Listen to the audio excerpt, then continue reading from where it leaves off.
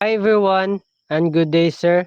I am Mike Quijano and my pair in this project is Shane Andoy and our project is called Farm Equipment Sharing and Reservation System.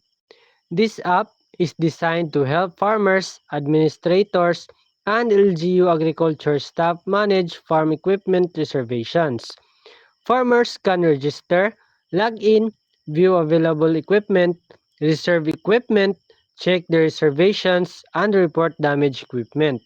Admins can manage equipment, approve staff or admin accounts, view approve accounts, delete accounts, monitor reservations, and check damage reports. For the LGU, staff can also help manage equipment availability and review reports. Now, let's dive into the demo. I'll show you the walkthrough of our system. I'll start on the login screen. A user can enter their email and password. Then the app checks their account using Firebase authentication. After login, the app also checks the user role and account status from Firestore. Now I'll show the registration page. Here, a user enters their full name, email, password, confirms the password, and selects a role if the user registers as a farmer. The account is approved automatically, but if the user registers as an admin or LGU staff, the account status becomes pending and they need approval before they can log in. Next, I log in as an admin.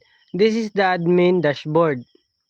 If it shows the system statistics like total equipment, total reservations, pending request, available equipment, damaged equipment, and account approvals. I'll open account approvals. This screen shows pending admin or LGU staff accounts.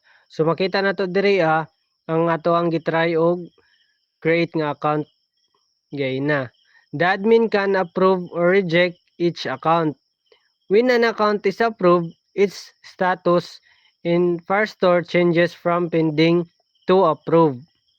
Now I'll open Approve Accounts. This is a feature where the admin can view existing approved accounts. The list shows the user's name, email, and role. The admin can delete an account using the delete button, but the app prevents the admin from deleting the account currently being used.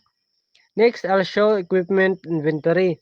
This is where equipment records the displayed.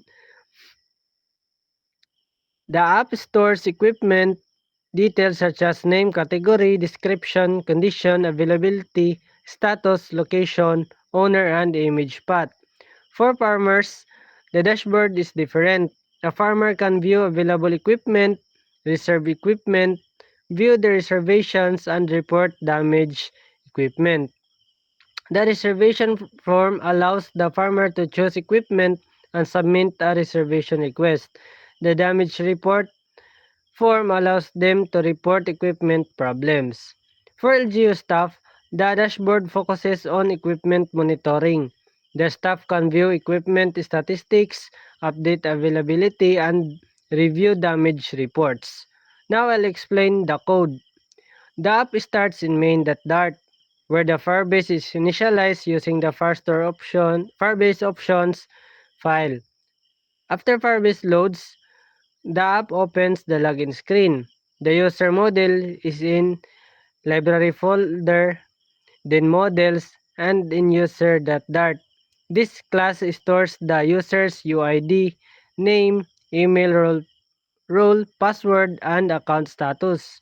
It has to map and from map methods. So user data can be saved to and loaded from Firestore. Authentication logic is handled in library slash services and then in auth The login function signs in the user using Firebase authentication, then gets their profile from Firestore. The register function creates the account in Firebase Authentication and saves the user profile in the Firestore users collection. The database operations are in database helper.dart. This file contains functions for users' equipment, reservations, borrowing, history, and damage reports. For example, the get pending role approvals loads pending accounts. Update user account status approves or rejects users. Get approve accounts loads approve users and delete user accounts removes an approved account document from Firestore. The admin dashboard is in Ad library folder in screen and admin dashboard.dart. This screen loads system statistics and provides navigation buttons to different management modules. The account approval screen is in approval screen.dart. It displays pending accounts and lets the admin approve or reject them. For approved accounts, screen is in screens folder accounts management.dart. This is where the admin can view approved accounts and delete them after confirmation. Overall, this project uses Flutter for the user interface and Firebase for authentication and cloud database storage. The goal of the app is to make farm equipment sharing easier, more organized, and more accessible for farmers and agriculture staff. That's our farm equipment sharing and reservation system. Thank you for watching, everyone. That's all, and God bless.